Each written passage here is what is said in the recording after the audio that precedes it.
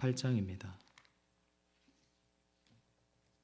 신명기 28장 1절에서 14절까지의 말씀.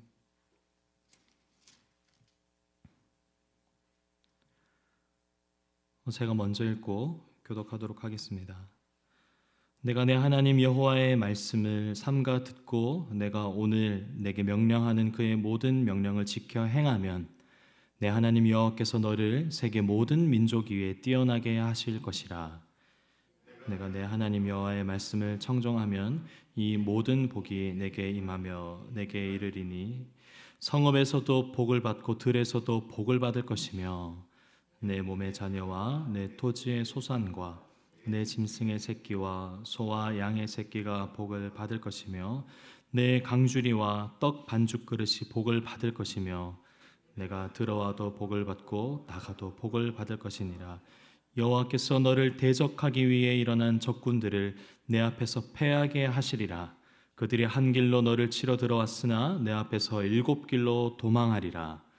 여호와께서 명령하사 내 창고와 내 손으로 하는 모든 일에 복을 내리시고 내 하나님 여호와께서 내게 주시는 땅에서 내게 복을 주실 것이며 여호와께서 내게 맹세하신 대로 너를 세워 자기의 성민이 되게 하시리니 이는 내가 내 하나님 여호와의 명령을 지켜 그 길로 행할 것임이니라. 땅의 모든 백성이 여호와의 이름이 너를 위하여 불리는 것을 보고 너를 두려워하리라. 여호와께서 내게 주리라고 내 조상들에게 맹세하신 땅에서 내게 복을 주사 내 몸의 소생과 가축의 새끼와 토지의 소산을 많게 하시며 여호와께서 너를 위하여 하늘의 아름다운 보고를 여시사 내 땅의 때를 따라 비를 내리시고 내 손으로 하는 모든 일에 복을 주시니 내가 많은 민족에 꾸어줄지라도 너는 꾸지 아니할 것이며 여호와께서 너를 머리가 되고 꼬리가 되지 않게 하시며 위에만 있고 아래에 있지 않게 하시리니 오직 너는 내가 오늘 내게 명령하는 내 하나님 여호와의 명령을 듣고 지켜 행하며 내가 오늘 너희에게 명령하는 그 말씀을 떠나 좌로나 우로나 치우치지 아니하고 다른 신을 따라 섬기지 아니하면 이와 같으리라. 아멘. 저희 금방 읽은 이 본문 특별히 설교가 필요할까 싶을 정도의 본문입니다. 아주 권하기는 신앙의 침체가 혹시 찾아온 성도님들 계시다면 또 저희의 인생의 여정 가운데 항상 잘 되는 일만 있지는 않지 않습니까? 그럴 때마다 신명기 28장 1절에서 14절 말씀을 계속 한번 묵상하시면 하나님의 그 풍성한 은혜가 임하리라 믿습니다. 오늘 본문 뒤의 내용입니다. 오늘 본문 뒤의 내용인 신명기 29장에서 30장에서는 이스라엘에 대한 미래가 등장합니다. 노예로 400년 동안 살았던 너희가 이제는 나라가 될 것이다. 그리고 그 이후에는 그렇게 애써서 이뤘던 나라를 빼앗길 것이다. 그리고 또 그 이후에는 다시 회복될 것이다 라는 이스라엘의 미래를 이 본문 이후에 29장 30장에서 확인할 수 있습니다. 이 국가를 이루기도 전에 이스라엘의 미래를 다루는 29장 30장의 기초와 근거가 있는데 그것이 바로 오늘 저희가 살펴보는 신명기 28장의 내용입니다. 뭐죠? 하나님의 말씀을 순종하느냐, 마냐에 따라서 축복과 저주가 따를 것이라는 것입니다. 그래서 이스라엘의 미래는 전적으로 어디에 달려 있습니까? 그들의 기초는요, 하나님의 말씀을 따르느냐, 그렇지 않느냐에 그들의 미래가 결정되는 것입니다. 저희가 성경을 대할 때 기본적인 믿음이 있지 않습니까? 과거 이스라엘 백성을 위한 하나님의 말씀이 오늘날 하나님의 백성인 우리에게도 적용된다는 그 사실입니다. 우리에게는 축복으로 너무나 유명한 오늘 본문의 이 말씀은 이스라엘뿐만 아니라 진실로 오늘날 우리를 향한 말씀인 줄 믿으시길 바랍니다. 여호와께서 모든 민족 위에 당신의 백성들을 뛰어나게 하실 것이고 꼬리가 되지 않게 하실 것이며 머리가 되게 하실 것이고 많은 민족들에게 우리의 이웃들에게 꾸어줄 만큼 우리를 풍성케 하실 줄 또한 믿습니다.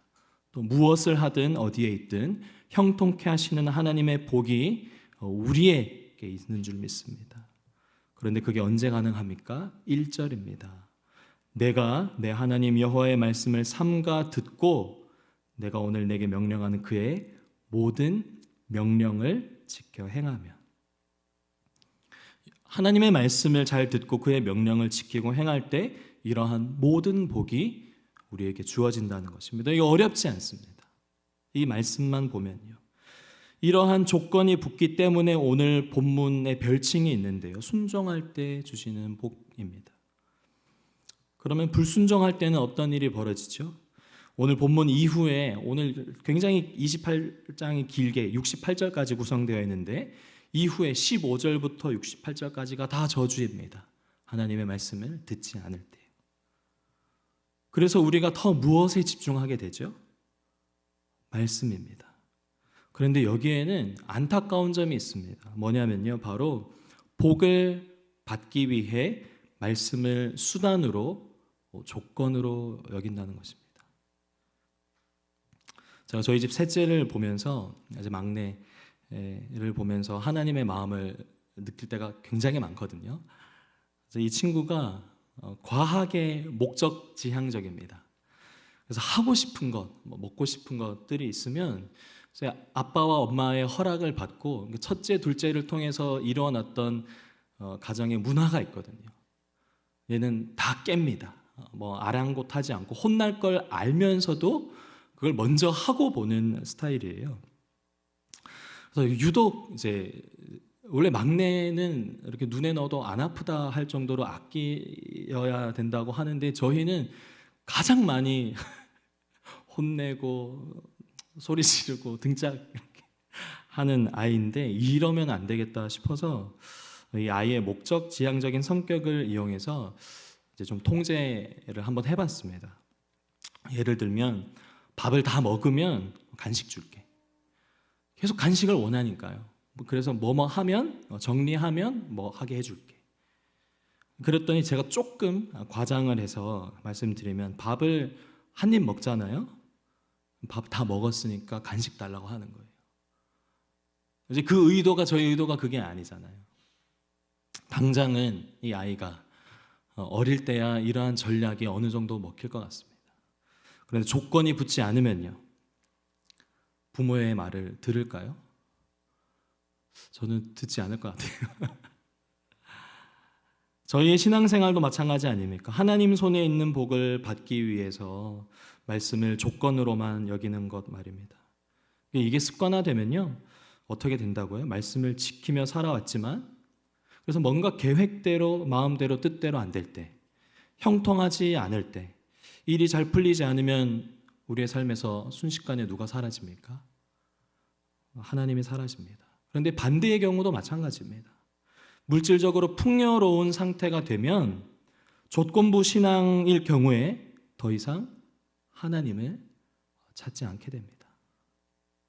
그렇다면 왜 하나님은 연약한 이런 우리에게 이 조건부 신앙을 할 만한 여지를 이 신명기 28장을 통해서 남기셨을까요? 주셨을까요? 그 이유는 두 가지인데 첫 번째는요. 이스라엘이 신생아 아기이기 때문입니다. 주변 국가들은 이미 왕조 시대거든요. 근데 이스라엘은 그렇지 않습니다. 이들 사이에서 이스라엘이 살아남으려면 특별한 복이 있어야만 합니다. 무엇을 하든 누구를 만나든 어디에 있든지 다 형통해야 하는 것이죠. 마치 젖먹이 아이에게는 부모의 공급과 돌봄이 절대적인 것처럼 말입니다. 두 번째 이유가 있습니다. 이것 또한 하나님이 철저히 의도하신 것입니다. 하나님의 말씀이 복과 저주보다 그 위에 있는 것이죠. 그 위에 있음을 이스라엘에게 알게 하시려고 일부러 의도하신 겁니다. 그래서 복과 저주는 사실 하나님 한 분을 향한 도구가 되는 것입니다. 어떤 용도의 도구죠? 하나님 한 분을 신뢰합니다. 하나님 당신만을 원합니다. 아기가 부모의 특별한 돌봄과 공급을 통해서 그 부모를 더 사랑하고 신뢰하게 하는 것처럼 말입니다.